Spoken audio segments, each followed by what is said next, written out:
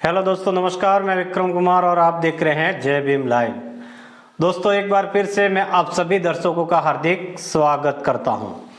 तो दोस्तों, आज की खबर बहुत ही अहम खबर है। दोस्तों, आज की खबर सुनकर आप चौंक जाओगे कि ऐसा भी होता है क्या, कि आप सभी लोगों को मालूम है कि हमारे देश में लोकसभा का चुनाव हो रहा है और कल 13 मई को चौथे चरण का मतदान हुआ। तो दोस्तों, हुआ यह कि जब चुनावों के बीच ईवीएम से 500 वोट गायब हो गए और 500 वोटर के वोट को ईवीएम 0 दिखाया, तो दोस्तों होने को तो कुछ भी हो सकता है। दोस्तों, आपको बता दूं कि फिलहाल में तो ये हो चुका है कि बटन आप हाथी का दबा रहे हैं, साइकिल का दबा रहे हैं और पर्ची कमल की निकल रही है। और यह उन जगहों पर ज्यादा हो रहा है दोस्तों, जहां पर दोस्तों भारतीय जनता पार्टी का जबरदस्त विरोध भी हो रहा है। हाल तो यह हो चुका है कि चौथे चरण की वोटिंग के पहले जब गृह मंत्री अमित शाह ने बुलाई मीटिंग, तो बीजेपी के ही नेताओं ने कह दिया कि इस बार 400 पार नहीं हो पाएगा। इसके बाद दोस्तों अमित शाह भड़क उठे और दोस्तों अमित शाह भड़के हैं तो भाजपा के कार्यकर्ताओं की जबरदस्त क्लास लगा दी है और तुरंत आदेश दिया। तो दोस्तों, मीटिंग में क्या कुछ हुआ है आपको मैं बताऊंगा, लेकिन उसके पहले इस खबर को दिखाते हैं। दोस्तों, यह खबर आप देखिए, इसमें लिखा हुआ है कि कानपुर के करीब 109 बूथों पर देरी से मतदान हुआ। कानपुर मतदान शुरू होने से पहले दगा दे गई 29 ईवीएम। तो दोस्तों, आप देख सकते हैं कि जैसे ही मतदान शुरू हुआ तो दोस्तों बड़ा अजीब सा खेल हुआ। 1 नहीं, 2 नहीं, 4 नहीं, 5 नहीं, 10 नहीं, बल्कि 29 ईवीएम खराब हो चुकी है एक साथ और 109 पोलिंग बूथों पर वोटिंग नहीं हो पा रही है। दोस्तों, यह उस कानपुर का हाल हो चुका है जहां भारतीय जनता पार्टी का जबरदस्त विरोध भी हो रहा है। दोस्तों, यह उस कानपुर का हाल है जहां पर गृह मंत्री अमित शाह ने मीटिंग की है और 300 नेताओं को लाइन हाजिर कर दिया है। लेकिन फिर भी दोस्तों, इसके बावजूद भी जब बात बनती हुई नहीं दिखाई दी, तो आप देख सकते हैं कि आलम यह हो चुका है कि उसी कानपुर में 1-2 नहीं 29 ईवीएम एक साथ खराब हो चुकी है। यह संयोग है या फिर प्रयोग है, यह दोस्तों आपको ही तय करना होगा। दोस्तों, मैं खबर दिखाता हूं आपको, इस खबर को देखिए, टीवी 9 भारतवर्ष की देखिए। इसमें लिखा है, यूपी को लेकर अलर्ट हुए अमित शाह, 22 सीटों की लेंगे रिपोर्ट, इस बात की है टेंशन। तो दोस्तों, टेंशन किस बात की है जो लगातार सता रही है। लिखा है कि कानपुर की मीटिंग में गृह मंत्री अमित शाह लोकसभा की 22 सीटों की रिपोर्ट लेंगे। इसके लिए लोकसभा संयोजक प्रभारी से लेकर विस्तारकों तक को बुलाया गया है।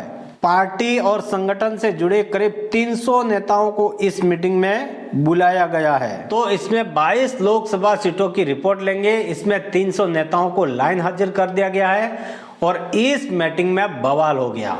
और दोस्तों, बवाल तब हो गया जब बीजेपी के ही कार्यकर्ताओं ने अमित शाह से यह कह दिया कि 400 पार तो नहीं हो पाएगा इस बार। इसके बाद तो अमित शाह भड़क गए और कितना भड़क गए, खबर देखिएगा। इसमें लिखा है कि शाह और नड्डा की फटकार के बाद भाजपा की रणनीति में बदलाव, बूथ स्तर पर वोट जुटाने के निर्देश दिए गए हैं। लेकिन दोस्तों, क्या यह निर्देश काम कर रहे हैं? जबकि बीजेपी का ही नेता, बीजेपी का ही कार्यकर्ता यह कहे कि 400 पार नहीं होगा, तो दोस्तों आप समझ लीजिए भारतीय जनता पार्टी का उत्तर प्रदेश में क्या हाल होने वाला है, आप अंदाजा लगा सकते हैं। और सिर्फ इतना ही नहीं, आपको बता दूं दोस्तों कि भाजपा के बड़े दिग्गज नेता ने तो प्रधानमंत्री नरेंद्र मोदी को पत्र लिखकर यहां तक बता दिया कि इस बार 400 पार नहीं हो पाएगा।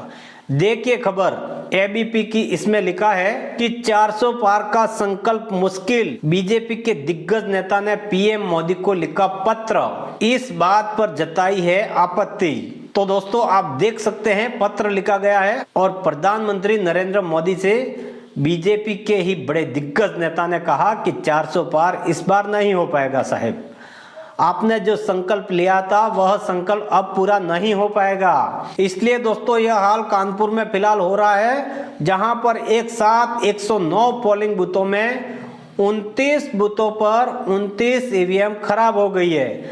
जब गृह मंत्री अमित शाह ने मीटिंग की तो मीटिंग में बगावत हो गई और इसके बाद स्थिति को संभालने के लिए प्रधानमंत्री नरेंद्र मोदी खुद भागे भागे कानपुर पहुंचे और उन्होंने रोड शो किया, मीटिंग किया। लेकिन आप मोदी जी के रोड शो को ही अंदाजा लगा सकते हैं कि बीजेपी का कानपुर में क्या होने वाला है। तो दोस्तों यह हाल हो चुका है। अगर उत्तर प्रदेश की बात की जाए तो चौथे चरण में 13 सीटों पर मतदान होने वाला था और कल हो भी गया। तो दोस्तों ऐसी कई जगहों पर ईवीएम को लेकर धांधली हो रही है, लेकिन चुनाव आयोग है कि सुनने को तैयार ही नहीं है। कई पोलिंग बूथों पर लोगों को मतदान ही नहीं करने दिया जा रहा है, तो कहीं पर ईवीएम से भरी बस में आग लग जाती है। पोलिंग बूथों पर पुलिस और लोगों के बीच में, बीजेपी कार्यकर्ताओं के बीच में हाथापाई तक के वीडियो निकलकर सामने आ रहे हैं। लेकिन दोस्तों चुनाव आयोग कहां पर है, ये बड़ा सवाल खड़ा होता है। वैसे तो मैं बता दूं कि ये चुनाव आयोग क्या ही चुनाव कराएगा। जिस चुनाव के प्रशासन में 500 वोट ईवीएम से गायब हो जाया करते हैं, जी हाँ, अगर उत्तर प्रदेश की बात की जाए तो वोटिंग के बीच तीसरे चरण के मतदान में एक तरफ भाजपा मीटिंग पर मीटिंग की जा रही है, तो दूसरी तरफ जैसे ही वोटिंग शुरू हुई है क्या हाल हो चुका है। लखीमपुर खीरी बीजेपी ने लखीमपुर खीरी से अजय मिश्रा टैनी को टिकट दिया है।